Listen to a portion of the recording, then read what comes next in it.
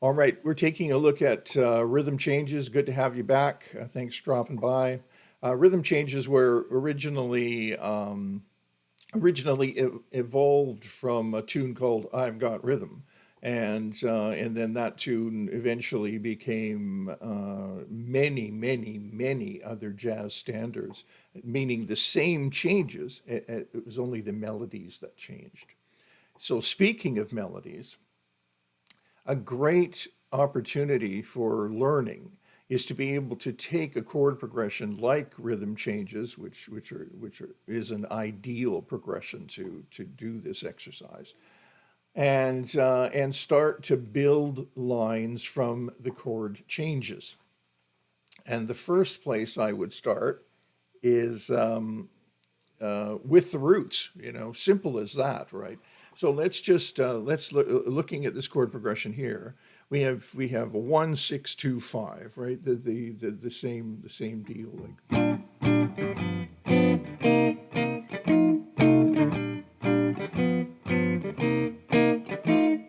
okay, so 1 6 2 5, and what we want to do is, rather than play a bass line, we want to move these notes up into more of a middle register, and we can do that by just around the fourth string like this, B flat.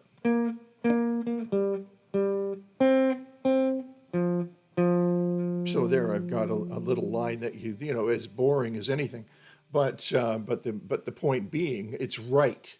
The notes are definitely right.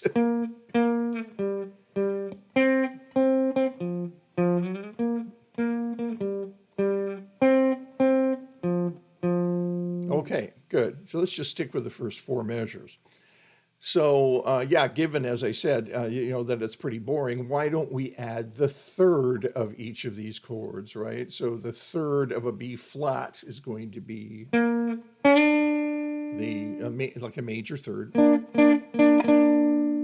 and then the third of a G7, which this is, it could be a G minor as well, but the third of a G7 is also going to be a major third. And then we take our C note and put the E flat, or the minor third, above it. Right. There's the minor third, the E flat, and then to the F with the major third above it.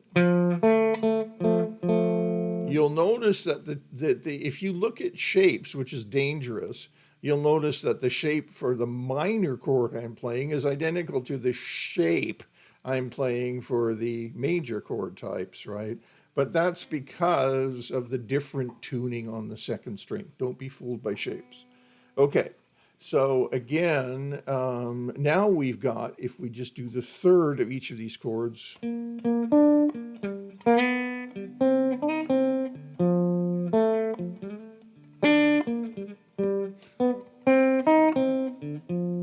nearly lost it there. So you can hear that you're that each of those chords, if we play them melodically as I just did, right, that's cool. But you can also play them harmonically,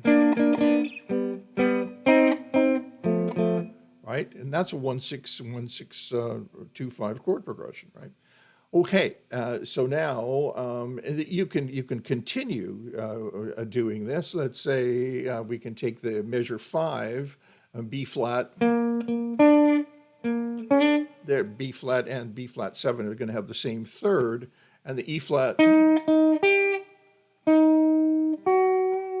And then we've got that E flat minor. There are other chords that could be there, diminished being one of them, E diminished, but. Right? So you've got this change.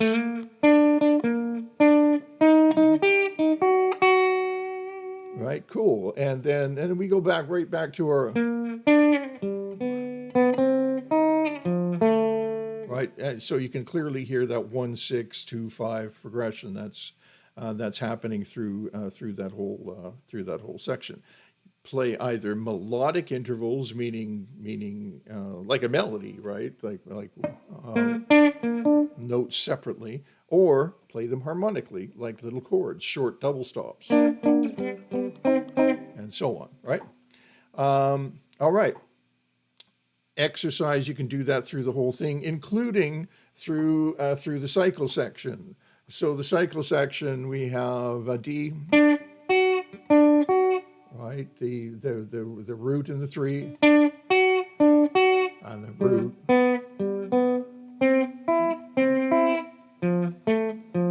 Right, and you can extrapolate that. Depends on where you're at. Extrapolate it across the fretboard if you like. I can only do so much here in this format, but and I have to think of where where most of you are going to be at. So I think this is a great exercise. If it's not enough for you, take it all the way across the fretboard. I mean, if you're up here in D, you can just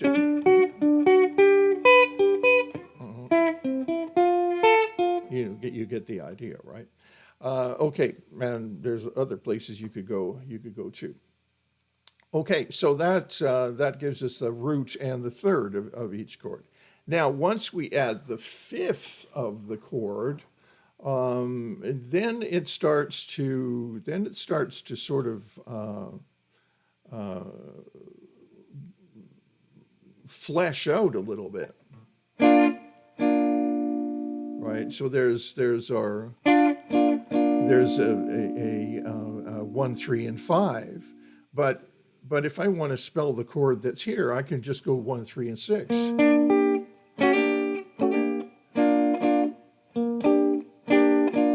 And always build from the root, you see? And then there's my 7, right? 1, 2, 3, 4, 5, 6, 7.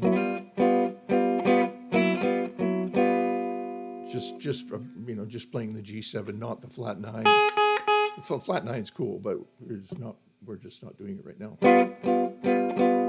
And then we would go to the C minor,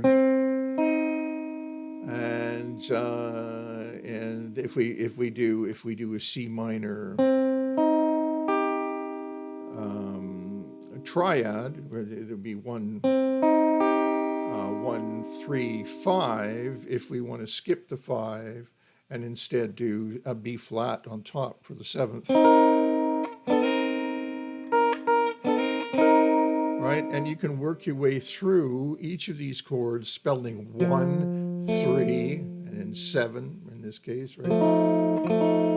So as you can see, I'm sort of eliminating 5s, because 5s tend to sound redundant. They're not terribly interesting, and they're so clearly established already in the root of the chord, right? So now if we take our 6, going to our 7,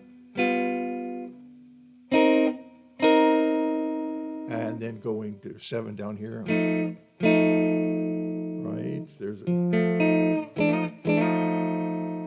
There's lots of, you could just do a little C triad like this, 2 C minor. So the idea is you want to start to build up to a point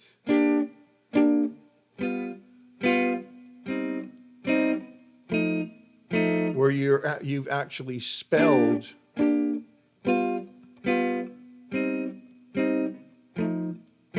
the chords out, and you know where they are. And now if we took it up to, let's say, the cycle. Oh no, let's do the 4. So the 4 chord.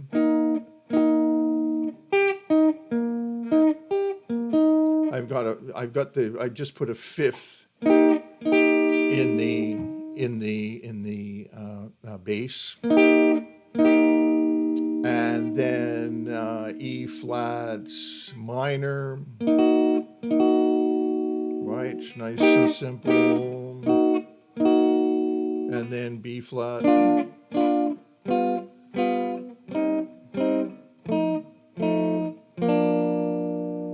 then when we do our cycle, D7. So I'll spell it like this. Here's my root. Here's my 3. And rather than play the root, I'll play the 7th, just a tone below it. And then below the 7th, I have my 5. And then to the G7. This is my 7, my 3, and my root. C7. And then the F7. So my cycle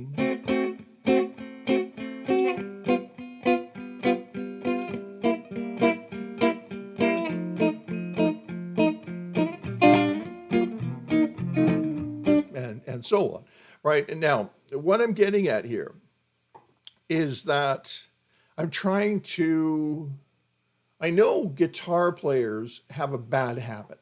And the bad habit of many guitar players is to look at everything in terms of shapes, right?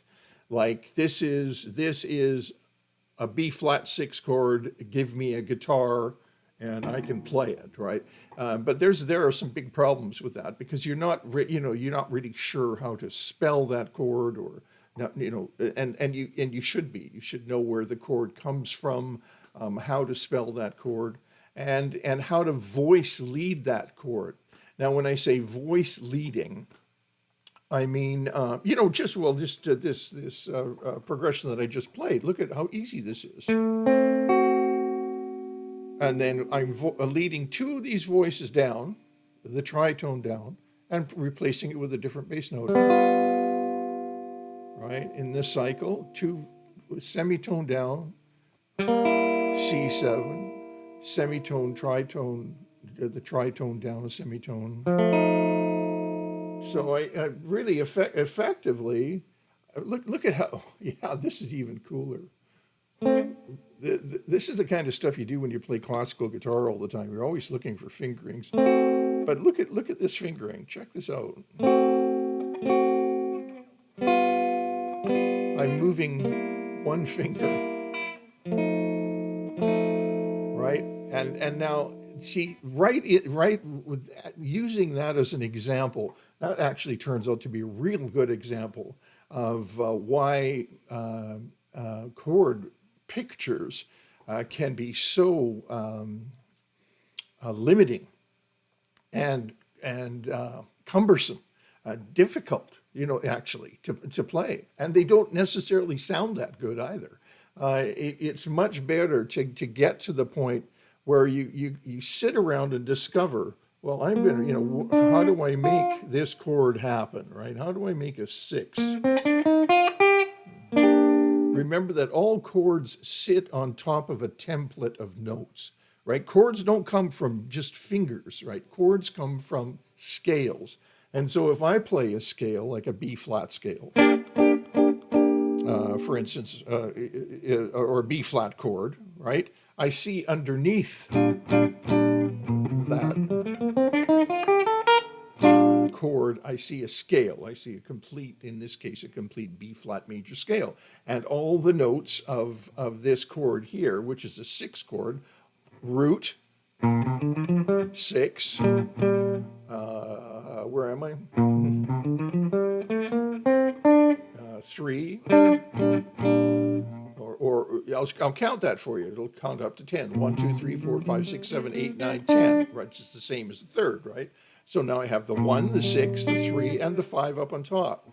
5, which is the same as the 12. 1, 2, 3, 4, 5, 6, 7, 8, 9, 10, 11, 12, right? So it works. The point, I'm not trying to show you how clever I am. That would take me, a long time.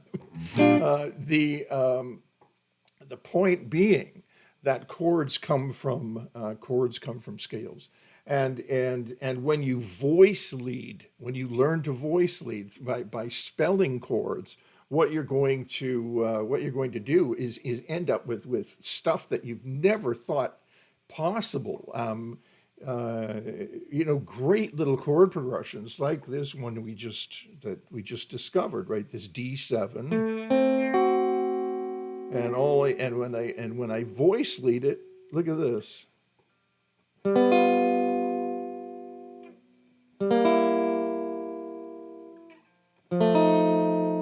Right? Isn't that great? Right? It's so much more efficient than playing these great big chord shapes. Oh, there's a place for those. There's a place for those big chord shapes. I mean, I'm not saying don't bother learning big chord shapes, but what I am suggesting is that make sure you know what those where those big chord shapes are coming from. In the case of a 1 6 2 5 chord progression, for instance, 1 6 2 5, we call it a 1 6 2 5 chord progression because all the chords come out of a single scale. The first degree of the scale, the sixth degree of the scale, and the second degree of the scale, and the fifth degree of the scale. Each of those chords is built up from that degree of the scale. So, so when you're working through a tune like this and wanting to know how to solo through a tune like this, start with the roots. I know it's not really hip and cool and doesn't sound jazzy, and then add the threes, and then add the color tones or the fifths.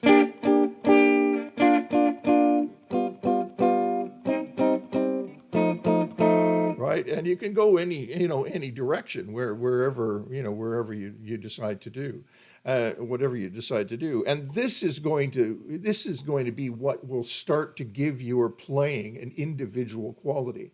It's all about putting the fretboard in your lap and listening and discovering where you want to go, and applying the what you know and what your ear knows and what you know in terms of theory, and applying it and thinking on the fretboard. Think on the fretboard, you'll end up with stuff that you never imagined you could play. And by the way, when things are easy to play, that's good, right? That's a good thing. Very often these great big gigantic bulky chords aren't easy to play, and not only are they not easy to play, sometimes you just really don't sound good. Big chord shapes like this. When you're whipping through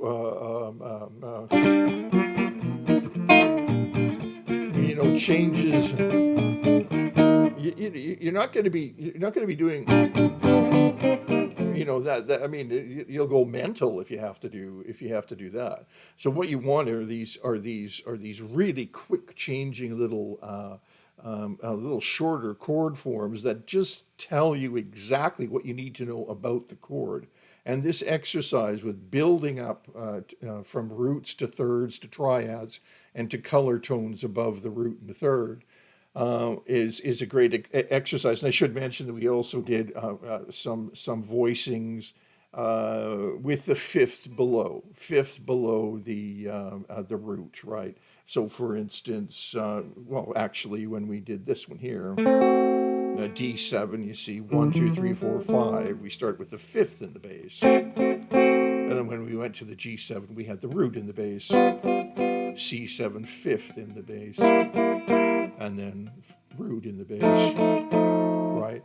So that's cool. And fifths below is always really easy to figure out. Our guitar is tuned in fourths, so fifths below this is fifth below, right? Is always right there underneath your fingers. Okay, so if that was a help, that would be great. And click like, and also subscribe, and give us any questions that you might have, whatever they might be, and we'll get back to you if you've got any suggestions, like I want to play this tune, or I want to I want to know what this scale is or what I can use over this or whatever the case is, just drop us a line. Okay, thanks for dropping by. And that was basically about building solos over rhythm changes and and also building chords and double stops, and which will eventually express themselves in single note lines. Okay, great. Thanks a lot.